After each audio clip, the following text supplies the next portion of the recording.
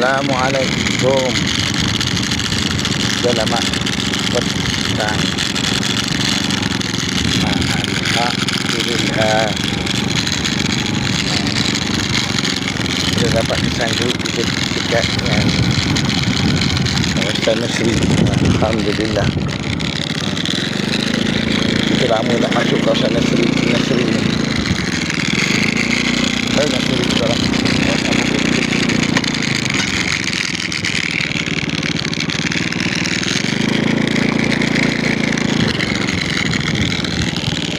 Anak dia ni mana lah pergi ni?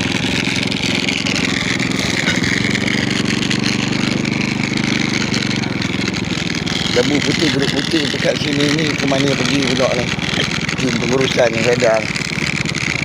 Dia kata dia nak ambil tahu apa benda ni. Geng-geng. Aku rasa benda ni dah kena jual pula. Sekali lagi. Hari tu dah kena jual dah dengan mak panglima ni. Kan? Balik.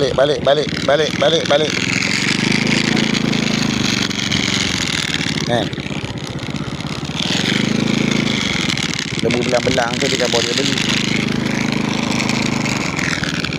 Aku perolehan tu dekat Kementerian Kewangan tu. Lalu main beli lembu ni. Tak tahu macam mana anak mat panglima ni. Kan? Dia ada satu sistem askar. Sistem perolehan tentera ni untuk panglima tentera darat ni, Malik Razak ni kan,